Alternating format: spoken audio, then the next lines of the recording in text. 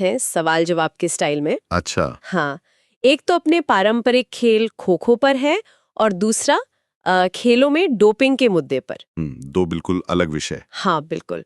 तो चलिए इन नोट्स को जरा देखते हैं कि खो खो के नियम और इतिहास क्या है, ठीक है। और साथ में ये भी कि डोपिंग मतलब ये जो प्रदर्शन बढ़ाने वाली दवाएं हैं इनके बारे में जरूरी बातें क्या है। कोशिश यही रहेगी कि सब आसानी से समझ आ जाए। बिल्कुल। इन नोट से जो मुख्य बातें हैं उन्हें निकालकर खेल की दुनिया के इन दो अहम पहलुओं पर एक एक साफ तस्वीर बनाने की कोशिश करते हैं। चलिए, तो पहले खो खो। नोट्स में लिखा है मैदान के आकार के बारे में।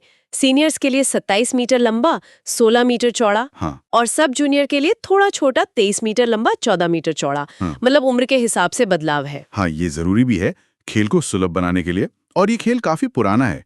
भारतीय खो खो संघ वो तो 1955 में ही बन गया था। अच्छा, 1955 में। जी। और पहली राष्ट्रीय चैंपियनशिप पुरुषों की 1960 में हुई विजयवाड़ा में, और महिलाओं की उसके अगले ही साल 1961 में कोल्हापुर में। तो मतलब एक संगठित रूप से ये काफी समय से चल रहा है। बिल्कुल।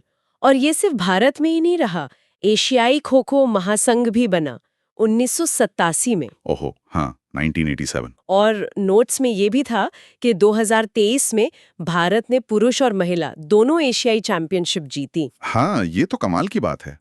दबदबा है भारत का इस खेल में। सही में। वैसे इस खेल का नाम भी बड़ा दिलचस्प है। खो शब्द का मतलब ही है जाना और पीछा करना। हाँ, ये तो खेल की आत्मा है, तेजी और पीछा करना। बिल्कुल। और एक और रोचक बात नोट्स में थी कि खो खो का प्रदर्शन वो भी पहली बार 1936 के बर्लिन ओलंपिक में किया गया था। सच में? 1936 बर्लिन? वाह, मतलब काफी पहले इसे अंतर्राष्ट्रीय मंच मिला एक तरह से। हाँ, कह सकते हैं प्रदर्शन के तौर पे ही सही। ये खेल सिर्फ दौड़ भाग का नहीं, इसमें दिमाग और टीम वर्क भी खूब लगता है।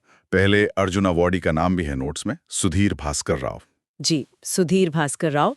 ये सम्मान भी इस खेल के महत्व को दिखाता है। तो ये तो हुई खो खो की बात, एक तेज पारंपरिक खेल। लेकिन तरुण जी के नोट्स का दूसरा हिस्सा एक अलग ही आधुनिक चुनौती पर है, डोपिंग। हाँ, डोपिंग। ये आज के खेलों की एक कड़वी सच्चाई है जिससे निपटना बहुत जरूरी हो गया है। नोट्स में वाडा और नाडा का जिक्र है। वाडा और नाडा, हाँ। वाडा मतलब वर्ल्ड एंटी डोपिंग एजेंसी। जो 1999 में बनी थी। मॉन्ट्रियल, कनाडा में इसका हेडक्वार्टर है। और नाडा अपनी भारत की नेशनल एंटी डोपिंग एजेंसी, ये 2005 में बनी और दिल्ली में है। जी हाँ, नई दिल्ली। इनका काम ही है खेलों को डोपिंग से पाक रखना। वाडा का आदर्श वाक्य है प्ले ट्रू और नाडा का प्ले फेयर। बिल्कुल। सच खेलो, निष्पक्ष खेलो। मतलब सीधा है, पर इसे लागू करना। हाँ, वो एक बड़ी चुनौती है। डोपिंग में कई चीजें आती हैं। एनाबॉलिक स्टेरॉइड हैं ताकत बढ़ाने के लिए।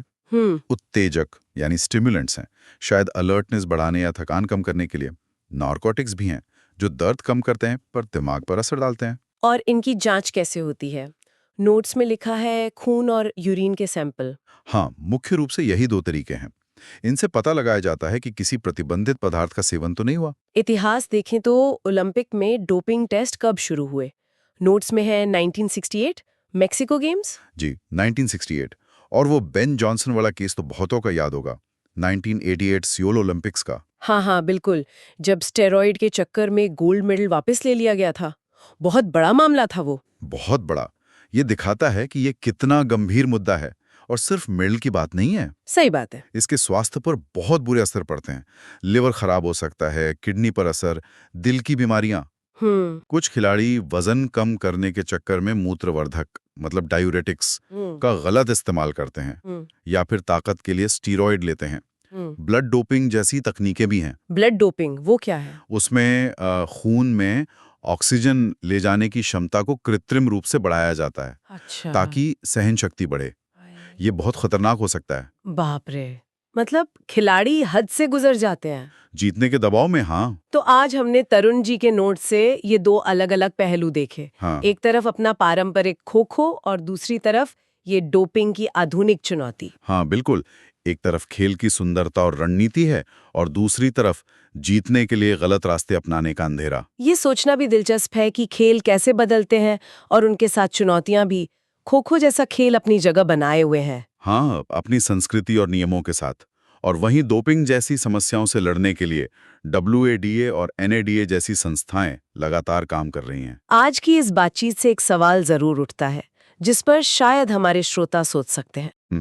क्या खो-खो जैसे पारंपरिक खेलों को भी डोपिंग जैसी आधुनिक समस्याओं से खतरा है, या उनकी प्रकृति ही उन्हें बचाए रखती है? क्या इनके लिए अलग से कुछ सोचने की जरूरत है? ये सोचने वाली बात है। क्या